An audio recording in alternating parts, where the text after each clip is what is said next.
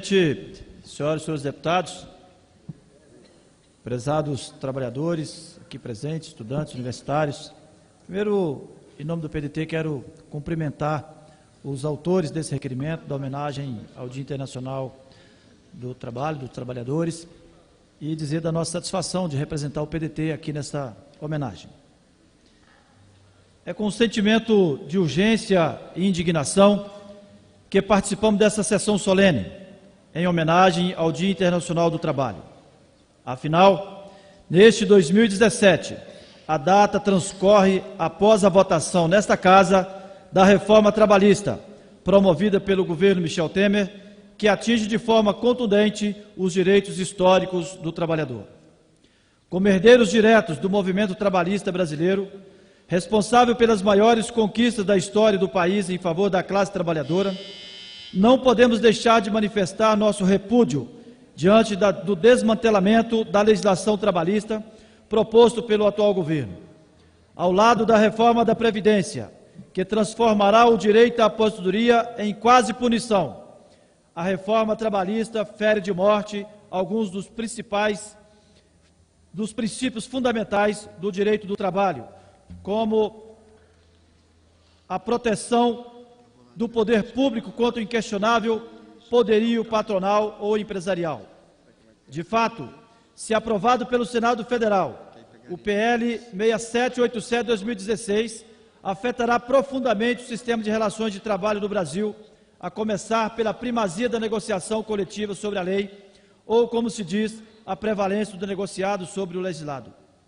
Isto significa, de um lado, a simples redução de direitos, já que as contratações poderão ser realizadas inferiores ao estabelecido pela legislação.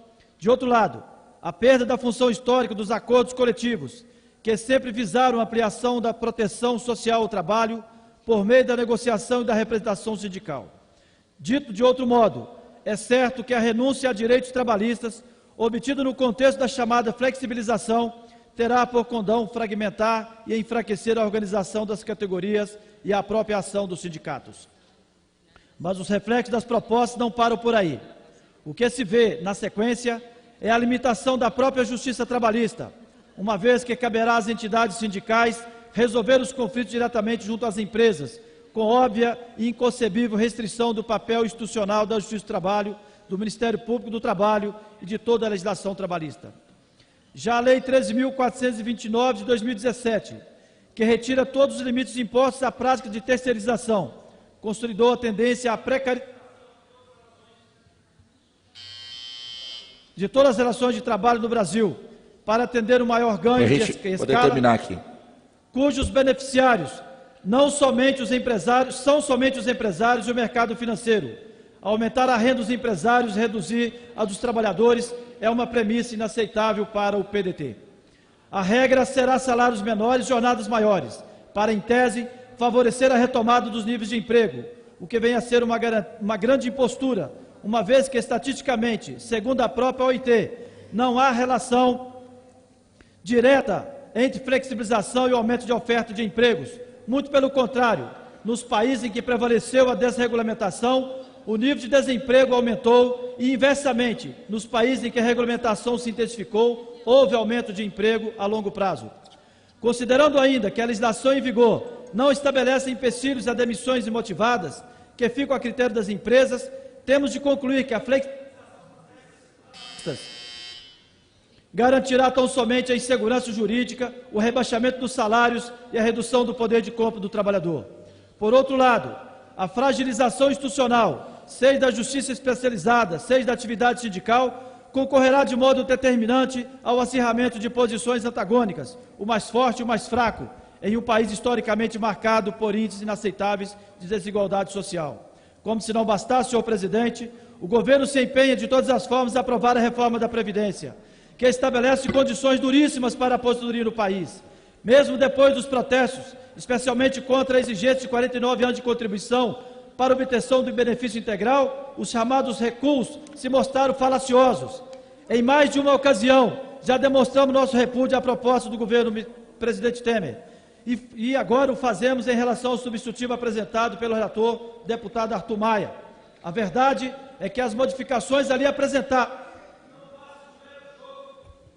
Permita encerrar, senhor presidente, mais um minuto.